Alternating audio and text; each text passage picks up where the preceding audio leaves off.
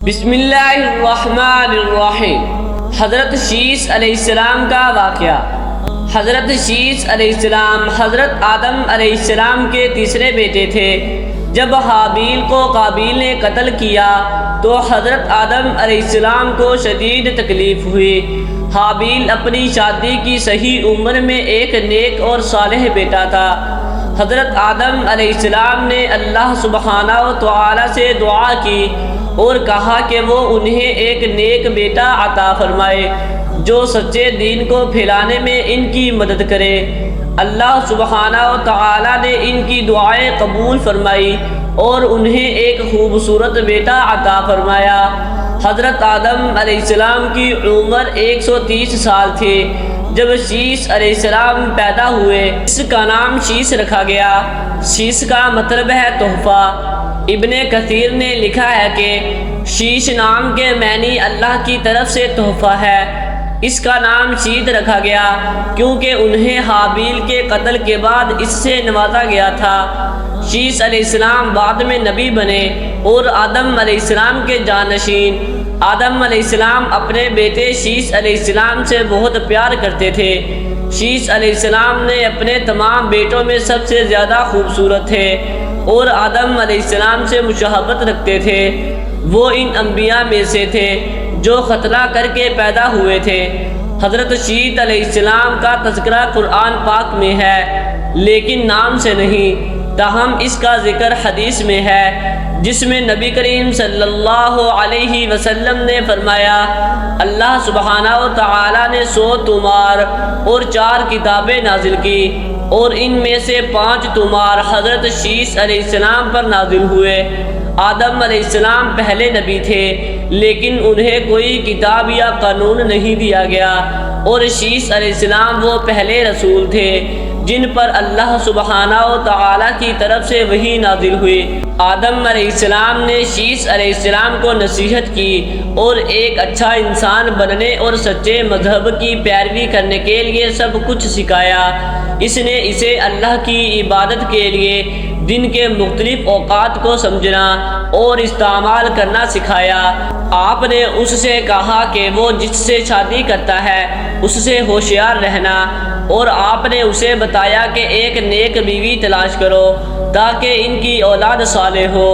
آدم علیہ السلام 930 سال کی عمر میں اپنے پیارے بیٹے شیث علیہ السلام اور اس دنیا سے کوچ کر گئے۔ آپ نے شیث علیہ السلام کو اپنا جانشین مقرر کیا اور دوسروں کو بھی ان کی پیروی کرنے کی تلقین کی۔ آدم علیہ السلام نے شیث علیہ السلام سے کہا کہ قابیل اور اس کے پیروکاروں میں سے دور رہے کیونکہ وہ کافر تھے اور بت پرستی میں ملوث تھے۔ حضرت شیث علیہ السلام نے اپنی وفات کے بعد اپنے والد کے نقش قدم پر چلتے ہوئے لوگوں کو راہ راست پر لانے کی پوری کوشش کی۔ قابیل نے اپنے بھائی کو قتل کرنے کے بعد اپنی اولاد کے ساتھ چھوڑ کر اپنے خاندان سے دور وادیوں میں چلا گیا اور وہیں سکونت اختیار کی۔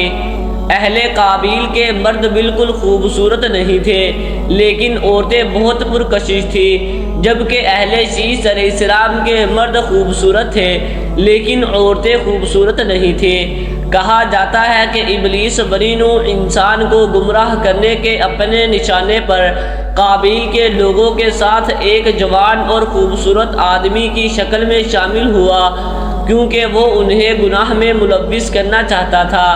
اس نے ملازمت مانگی اور لوہار کا کام کیا۔ ابلیس نے پھر انہیں گمراہ کرنا شروع کر دیا۔ اس نے سب سے پہلے بانسری جیسی چیز پھونکنا شروع کی جس سے ایک انوکھی آواز پیدا ہوئی۔ سب حیران ہو کر باہر نکل آئے کیونکہ ایسی آواز انہوں نے کبھی نہیں سنی تھی۔ ابلیس کے پاس ایک ڈول بھی تھا جس سے وہ پیٹتا تھا۔ لوگ ان آوازوں سے لطف اندوز ہونے لگے کیونکہ یہ ان کے لیے خوشگوار تھی۔ قابیل کے لوگ مکمل طور پر شیطان کے قابو میں تھے اور زنا اور موسیقی میں مشغول تھے۔ وہ پارٹی کرتے تھے اور رات گئے تک جاگتے تھے اور موسیقی پر رقص کرتے تھے۔ یہ موسیقی اور آلات موسیقی کا آغاز تھا۔ اس سے وہ اللہ سبحانہ و تعالی کے قوانین کو بھول گئے۔ حضرت شیس علیہ السلام نے اپنی تعلیمات کو جاری رکھا اور اپنی قوم کو اسلام میں حقوق اور برائیوں کے بارے میں یاد دلایا۔ تاہم ان کے بہت سے لوگوں نے سوال کرنا شروع کر دیا کہ انہیں اپنے کزنز کے ساتھ گلنے ملنے اور پارٹیوں میں شامل ہونے کی اجازت کیوں نہیں دی جاتی۔ ان میں سے چند لوگ چھپ چھپ کر اپنی عورتوں اور پارٹیوں پر نظر رکھتے تھے اور ابلیس کے جال میں پھنس گئے۔ قابیل کی عورتیں خوبصورت تھیں اور ایسے حسین مردوں کو دیکھ کر خوش ہوئی اور اپنی خوبصورتی دکھا کر انہیں اپنے شہر میں جکڑ لیا۔ غیر محرم مردوں اور عورتوں کا یہ اختلاط زنا میں ہوا اور تاریخ انسانی میں یہ پہلا موقع تھا کہ موسیقی اور زنا ہوا اور لوگوں نے اجتماعی طور پر گناہ کیا۔ حضرت شیس علیہ السلام کے چند پیروکار خوبصورت نوجوان عورتوں کے ساتھ موسیقی اور محفلوں سے لطف اندوز ہونے لگے اور حقیقی راستہ بھول گئے۔ وہ واپس آئے اور دوسرے آدمیوں کو سب کچھ بتا دیا۔ کہنے لگے کہ آپ سب بہت مزے کو یاد کر رہے ہیں۔ چنانچہ وہ بڑے گروہوں میں گناہ میں شامل ہوئے اور اس کی وجہ سے انسان گمراہ ہو گئے اور بڑے گناہ کرنے لگے۔ اللہ سبحانہ و تعالی ہمیں قرآن میں بتاتا ہے، اے ایمان والو، اسلام میں پورے اور کامل داخل ہو جاؤ اور شیطان کے نقش قدم پر نہ چلو، بے شک وہ تمہارا مکمل دشمن ہے۔ شیطان نے اپنی تدبیریں جاری رکھی اور لوگوں کو برے کام کرنے کا طریقہ سکھایا اور گناہگار وقت میں اضافہ کرتے رہے۔ حضرت شیس علیہ السلام نے ان کو ان کے صحیح راستہ دکھانے کی بہت کوشش کی، لیکن وہ جاہل تھے۔